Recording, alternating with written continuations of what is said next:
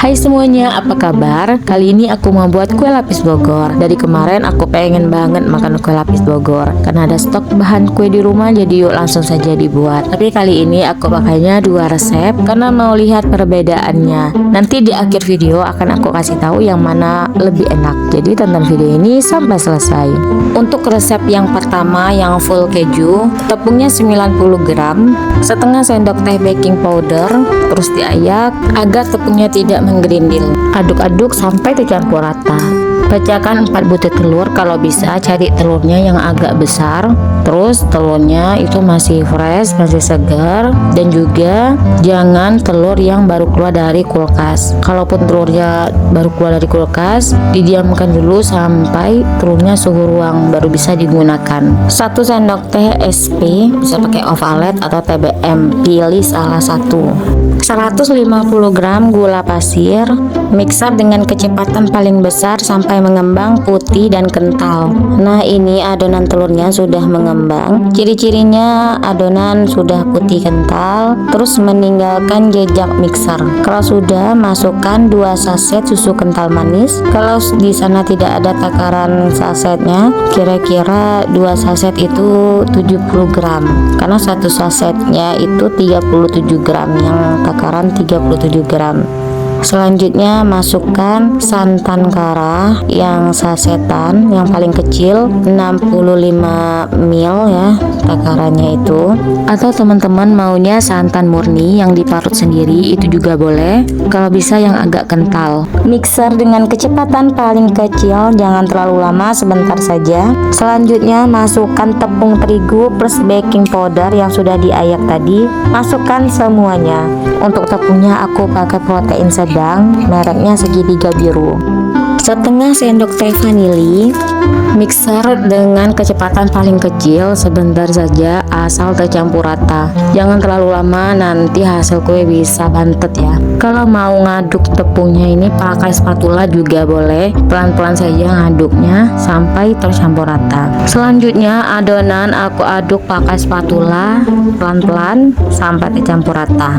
120 gram minyak goreng, aduk balik pakai spatula pelan-pelan sampai tidak ada lagi endapan minyak.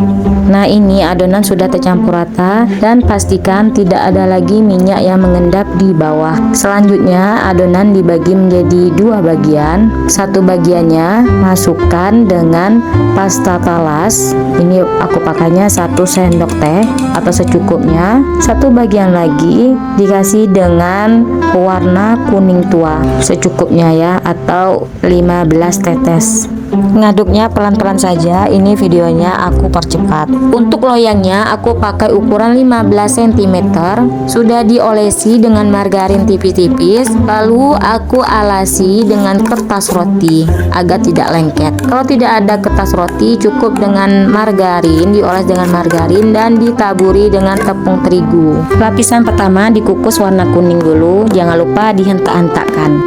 Sebelumnya kukusan sudah aku panaskan selama 10 menit. Kalau airnya sudah mendidih, masukkan kue dan kukus selama 15 menit. Gunakan api sedang cenderung kecil. Setelah 15 menit, masukkan lapisan kedua. Jangan lupa sebelum memasukkan lapisan kedua ini kita aduk-aduk ya adonannya. Lalu kukus selama 20 menit atau sampai matang. Kalau teman-teman pakai kukusan yang biasa, gunakan tutupnya itu pakai kain ya, agar air tetesan nggak jatuh langsung ke kue. Karena ini aku pakai kukusan yang mancung seperti ini, jadi nggak akan jatuh ya airnya, nggak akan netes ke kue. Kukus selama 20 menit. Setelah 20 menit bisa tes tusuk untuk melihat kematangannya. Nah, ini sudah masak, langsung saja diangkat. Tunggu kuenya dingin dulu baru dikeluarkan dari loyang. Setelah dingin, sisir bagian pinggir kue dengan pisau atau spatula agar mudah mengeluarkan. Potong pinggiran kuenya sedikit agar kelihatan lapisannya. Nah, ini kuenya sudah benar-benar dingin, langsung saja dikasih dengan olesan buttercream, lalu kasih dengan topping sesuai selera. Rasa pertama yang full keju ini rasanya enak, teksturnya padat tapi lembut dan agak basah karena mungkin banyak minyak goreng tapi sedikit tepung. Lanjut ya, kita ke resep kedua, dan ini penampakan hasil dari resep kedua. Untuk resep kedua, tepungnya 150 gram, terus ditambah 1 bungkus susu bubuk. Telurnya sama 4 butir telur. Gula pasirnya 150 gram, 1 sendok TSP. Mixer sampai mengembang.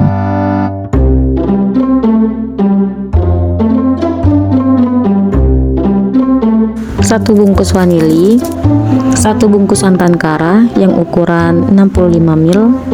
Mixer sebentar pakai kecepatan paling kecil. Masukkan tepung plus susu bubuk. Mixer dengan kecepatan paling kecil sebentar saja. Selanjutnya aduk balik pakai spatula pelan-pelan sampai tercampur rata. Masukkan 100 ml minyak goreng. Aduk balik pakai spatula sampai tercampur rata. Setelah tercampur rata dan tidak ada lagi minyak yang mengendap di bawah, bagi adonan menjadi 2 bagian sama rata. 1 bagian adonan dikasih dengan pewarna kuning tua, dan 1 bagian lagi dikasih dengan pasta talas secukupnya. Aduk sampai tercampur rata. Ukuran loyangnya 15 cm, sudah diolesi dengan margarin, lalu dialasi dengan kertas roti. Masukkan adonan warna kuning dulu ya, antak-antakkan beberapa kali. Pasti sudah hafal ya, ini kukusan sudah harus dipanaskan dulu. Jadi pas mixer adonan, kukusan sudah dipanaskan. Nah, adonan sudah siap, kukusan pun sudah siap. Jadi adonan tidak menunggu lama. Kukus selama 15 menit, tetap gunakan api sedang cenderung kecil. Setelah 15 menit, masukkan adonan yang kedua. Sebelumnya itu diaduk-aduk dulu ya adonannya. Kukus selama 20 menit atau 25 menit, pokoknya sampai matang. Setelah 20 menit, ini kuenya sudah matang. Untuk melihat kematangannya bisa tes tusuk pakai tusuk lidi. Kalau tidak ada yang lengket lagi, berarti sudah masak. Tunggu sampai dingin baru dikeluarkan dari loyang. Nah, ini resep kedua udah jadi.